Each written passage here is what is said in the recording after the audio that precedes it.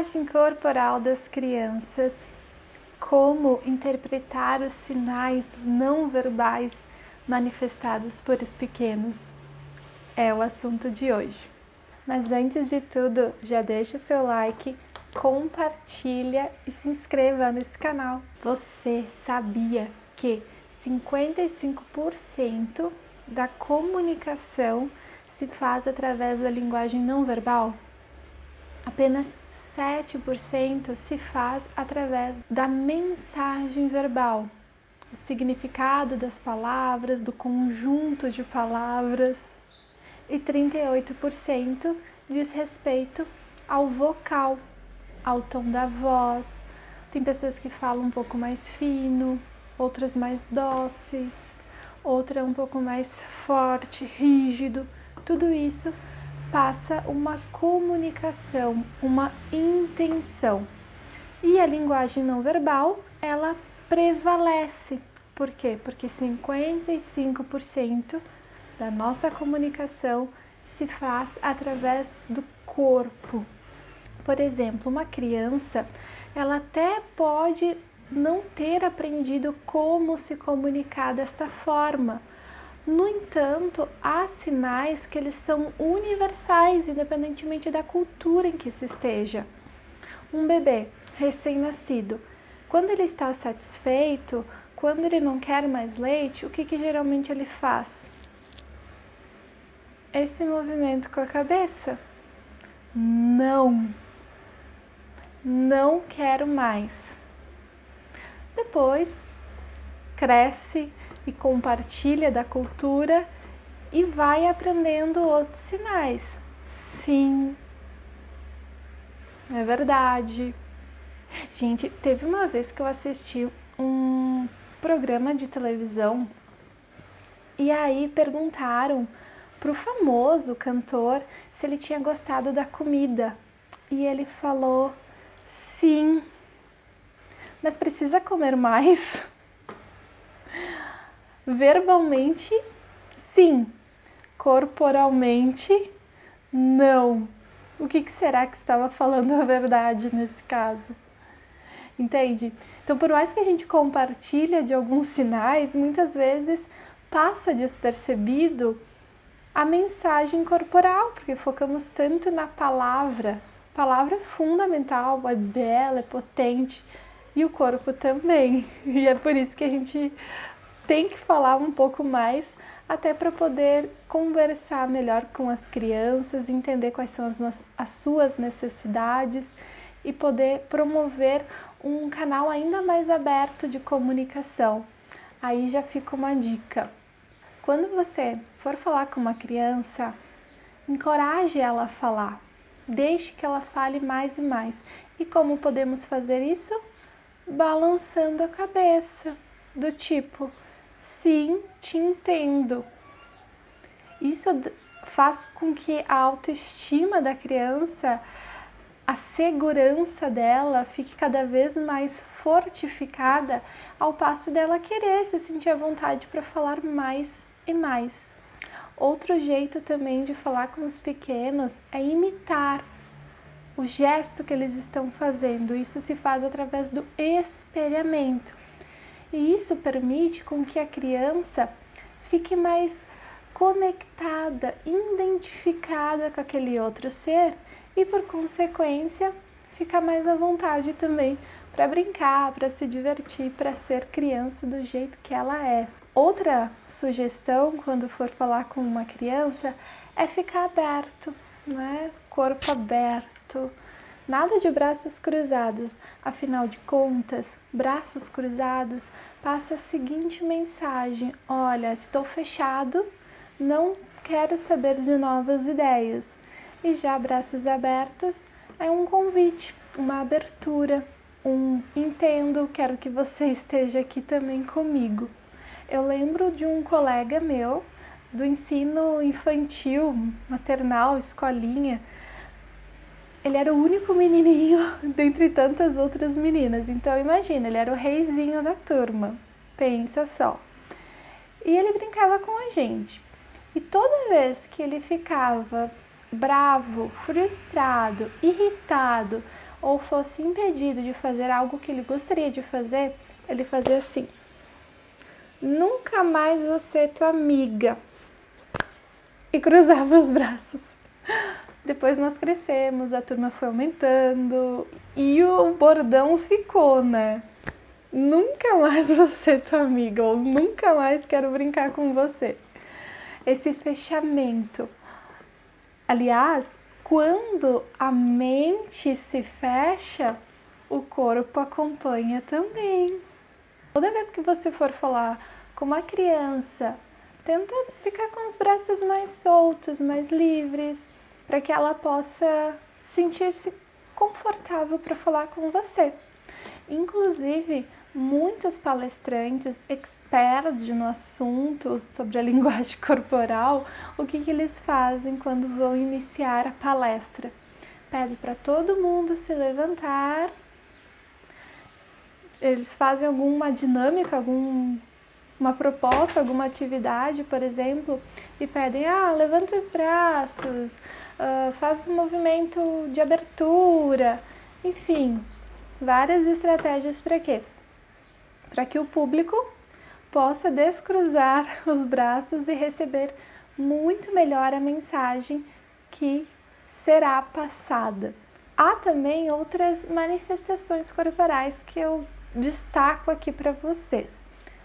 Uma delas, gente, é clássica: mão no queixo. O que isso significa para você? Gente, se eu contar para vocês que inúmeras vezes participei de reuniões pelo Google Meet, pelo Zoom, e tinha muita gente assim, ó. Tédio. Sono também é tédio. Algumas pessoas, por cortesia, às vezes até acabam ficando assim, né? Tipo assim, apoiando a cabeça, assim. Tédio também, mas escutando por cortesia. Claro, todo gesto, toda linguagem corporal, ela tem que ser analisada no seu contexto. E não também só de uma forma, né? Existem vários movimentos corporais e cada um deles vai estar podendo sinalizar uma coisa. Então, nada de radicalismo, veja o contexto. Como diria Freud, às vezes um charuto é só um charuto, então nada de se precipitar. Vá com calma, eu diria. Há também outros movimentos que eu gostaria de compartilhar, como por exemplo, botar a mão assim no braço. Esse movimento, ele é muito utilizado quando alguma pessoa está com medo, insegura. Muito utilizado para poder trazer um suporte, um apoio que foi vivenciado lá na infância. Esse é um movimento de segurar assim os braços como os nossos pais faziam conosco quando ia sair, por exemplo, para a rua. Então, para quem está fazendo, traz segurança, mas para quem está olhando, isso passa uma mensagem de uma pessoa talvez um pouco dependente, que está insegura, que não está confortável, então não é muito legal. Agora, se a gente vê os nossos pequenos fazendo isso, talvez seja interessante nós conversarmos um pouco mais com eles até para entender o que está acontecendo. Um outro movimento bem comum que se faz é uma posição como se fosse tapando ali onde fica o zíper. Esse movimento vem muito para proteção dos órgãos genitais. Algumas pessoas acabam ficando assim, né? Algumas crianças estão falando em público e estão assim, mexendo no cabelo, enrolando. Isso nada mais é também do que um movimento de medo e buscando algum amparo, porque remete às primeiras experiências que a criança teve com os seus progenitores, que eles acabavam fazendo carinho, muitas vezes na cabeça, passando pelos cabelos. Então é como se buscasse sentir esse acolhimento, essa proteção que um dia foi experimentado. Colocar o dedo na boca, uma caneta na boca, alguma coisa, também remete às primeiras experiências orais, onde o alimento, o leite materno, favorecia esse aconchego, essa proteção, esse lugar confortável de estar. E quando o lugar não está confortável, a ansiedade bate, convenhamos, né? E o que muitos de nós, adultos e também crianças, fizemos? Começamos a balançar excessivamente as pernas. É como se fosse um movimento de vou fugir, deixa eu sair daqui, por favor. Então fica um movimento bem de corrida. Quando uma criança percebe que fez alguma coisa errada ou equivocada, ela castiga-se, bate assim na testa. Poxa vida, é quase até um masoquismo, né? Mas é uma forma de denotar que algo ali está errado e ela mesma se castiga por isso. Existem várias e várias formas de se comunicar através do corpo. Tem algumas delas que cada um de nós pode aprender, as crianças também aprendem, por mais que às vezes a gente não saiba interpretar conscientemente o sinal, às vezes a gente para e pensa em que intuitivamente aquilo está estranho, aquilo está diferente. Então é importante a gente saber os sinais, porque a gente tem um saber aí inconsciente. Agora, se a gente tornar ele consciente, talvez consigamos captar muito mais assertivamente a mensagem que se passa. Inclusive, a própria psicanálise, o Freud, por exemplo, ele prestava atenção nisso, ainda que desse mais vazão, mais enfoque para a fala, para a linguagem, o corpo também entrava em cena. E o Freud conta, por exemplo, uma história de uma paciente que ele estava atendendo e que ela fazia o movimento de colocar e tirar a aliança. Até que, passado algum tempo, essa pessoa fala sobre problemas no relacionamento amoroso. Se a gente consegue prestar atenção nos sinais das crianças, talvez consigamos antecipar ou ficar mais atento àquilo que diz respeito à mensagem não verbal que está sendo passada. Esses dias eu fui num jantar e tinha uma criança muito pequenininha no banheiro e ela olhou para mim e falou assim: ajuda! E esticou as mãozinhas em direção à pia. E eu falei: você quer ajuda para abrir a torneira? E ela fez o sinal, você quer que eu te pegue no colo, levante e você abra a torneira, ou quer que eu abra? Aí ela apontou para mim, né, no caso que eu estava do lado dela. Quanta comunicação não verbal a gente consegue captar através do corpo. E uma coisa que também é importante é que não sejamos aquele tipo de pessoa sabichão, sabe tudo. Pelo contrário, deixe que a criança também possa se expressar. É até interessante, por mais que, por exemplo, eu sabia ou imaginava que ela queria que eu abrisse a torneira, eu não sei se era isso. Então, vou perguntar se de fato é isso, porque senão a gente também passa uma mensagem para a criança de uma onipotência enorme, né? De que o adulto sabe tudo, de que o adulto ele conhece exatamente os desejos da criança, e não é assim, né? A gente não é completo. E essa mensagem também precisa ser passada para a criança, para que ela possa se dar conta até mesmo de que ela é falha, de que o outro também é falho e que todos nós estamos em busca dessa completude e que de fato nunca se completará. Isso é importante também de ser passado. A criança está fazendo isso porque é fome, é manha. Talvez seja, mas vamos deixar que ela também possa se expressar quando falamos sobre criança. É poder entender como elas funcionam para que elas possam se desenvolver mais e mais. E não para o controle dos corpos, disciplina, prisão, Foucault. Isso me fez lembrar uma outra coisa. Gente, você sabia que pessoas que sorriem têm penas mais leves ao serem julgadas nos tribunais?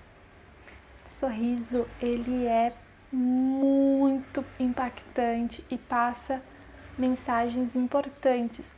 Uma criança, ela capta que quando ela sorri, os adultos ficam perto dela. E quando ela chora, chama a atenção.